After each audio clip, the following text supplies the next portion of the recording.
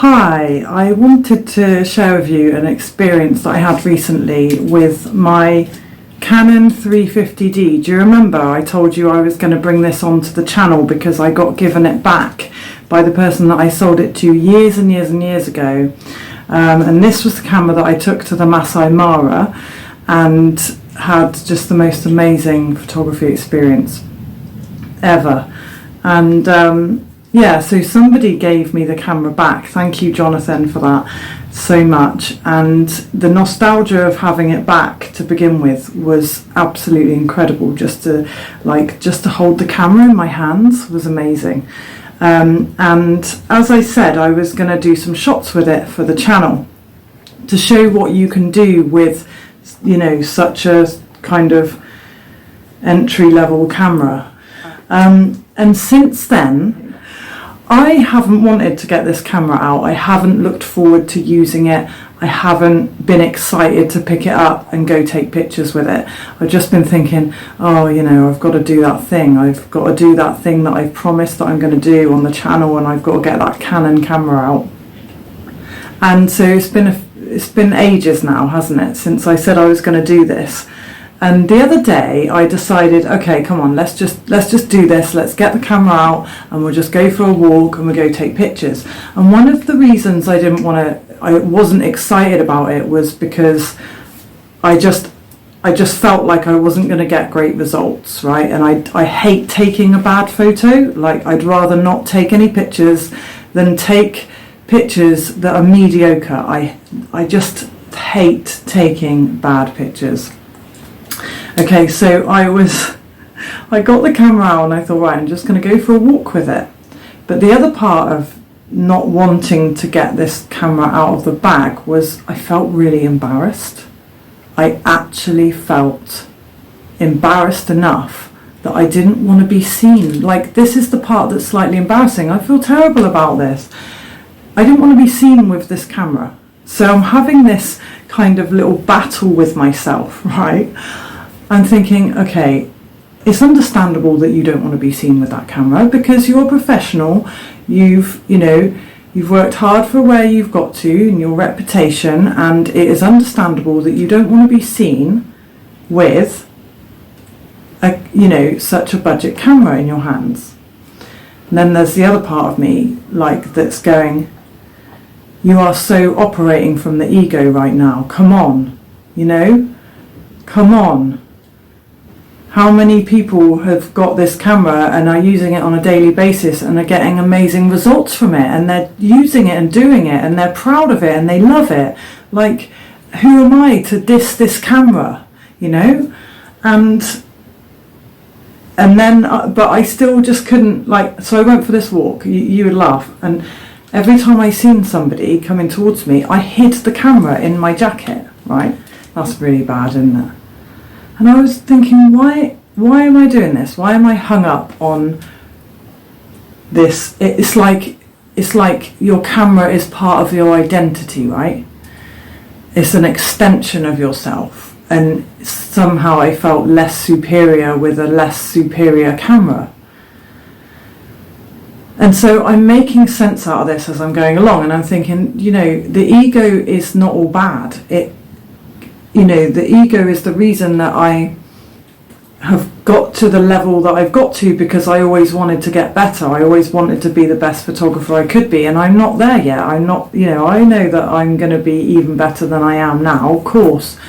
And sometimes I think I'm only just scratching the surface, So that's the good part of the ego, isn't it? The bit that pushes us and makes us want to improve.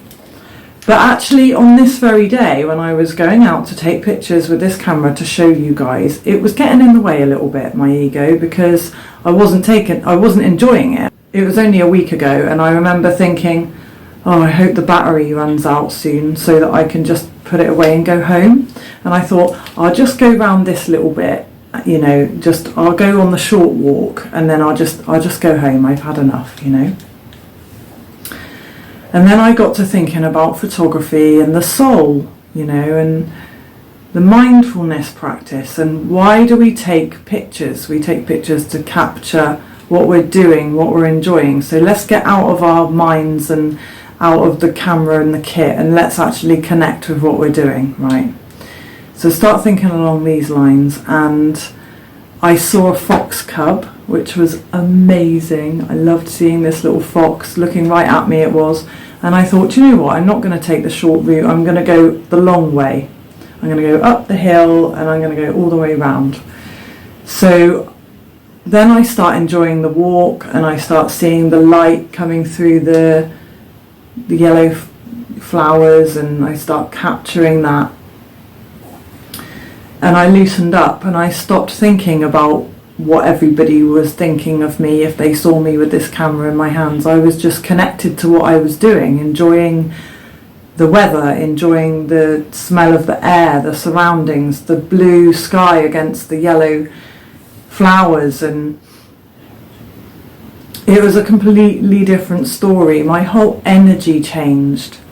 And then I even had a lovely conversation with a lady who saw me taking pictures, and she struck up conversation with me all about art, and we got talking for ages. So even that interaction in itself made me think I was in the perfect place at the perfect time, and I had this camera in my hands, and who cares if it's not the best camera in the world? It's about what you're doing and who you're meeting and the experience.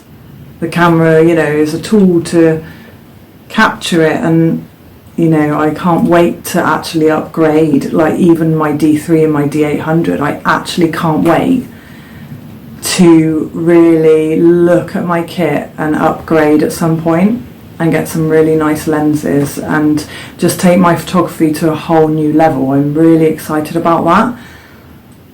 But I think that this has been such a lesson that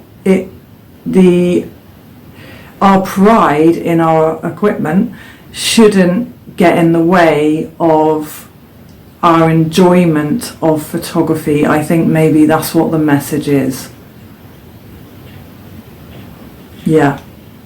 And I think for me now, when I feel that coming back, like I know that I'm getting too caught up in the kit in my hand, whether it's the old 350D that I had in Africa that's actually really lovely and nostalgic to hold again, whether it's this or the most expensive camera on the market, you can get caught up in what you're holding in your hands. And this is just such a lesson to me that whatever camera you're holding, it's about more than that. It's about what your eyes see. It's about the light. It's about the atmosphere. It's about your connection with what you're doing and the people that you're meeting, and where photography takes you in life, and being in the right place at the right time. And so a gentle reminder as my soul and my ego met, and they had this little ping pong match. And I ended up enjoying that walk, capturing the place that I was in with the 350D so much more, because I was actually learning so much about myself. And that's the beauty of anything creative, I think. When you step into creating something, like particularly with my painting as well, when I'm doing a painting, you get to know yourself. It's whether it's writing, drawing, painting, photography. Like, tell me about that. You know, do you get any insights when you're doing your music, particularly? Do you get any creative insights when you're doing when you're creating, when you're in that artistic flow and that lovely space where everything just, you know, time seems to disappear and you're just having a great time, and you feel lighter and suddenly things are making more sense. It's like stepping away from life and looking at it from a distance, isn't it? I feel like that's what creative pursuits do for you, you know. I used to get this inkling to climb a mountain every so often, and I think I just wanted a higher viewpoint, almost a higher viewpoint on my life and everything that was going on. And I don't need to do that anymore. I feel like the step back, looking in from a step back, comes when you pick up a camera just for yourself and go out and take pictures, or you get a paintbrush in your hand, or you pick up a pen. Can just be as simple as laying in the garden writing. Just getting into that space. That space, you know what I'm talking about, you're photographers, right?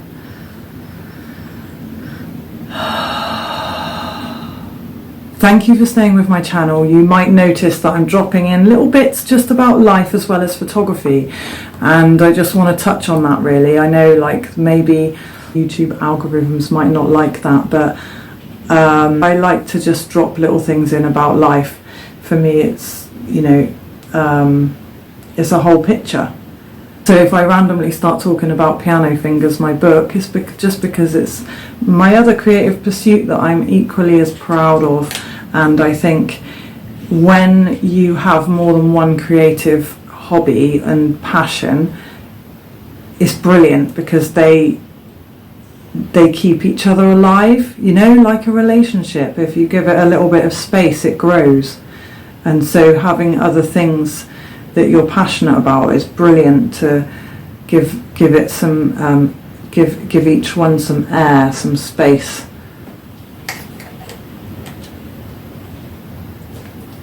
So thanks again, Jonathan. I got over myself and I really enjoyed my time with the 350D. I put the longer lens on it and got some great shots. I think it's really important as well to show what you can achieve on a budget, and you know, everyone's got to start somewhere. So I'm just going to shut up now, I'm really rambling. Ramble. So the moral of the story is, this is Brownie.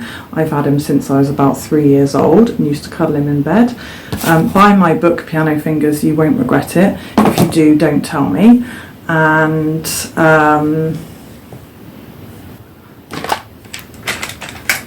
I personally wouldn't ever buy another Dyson. It's just me. Sorry, just my opinion. Bye.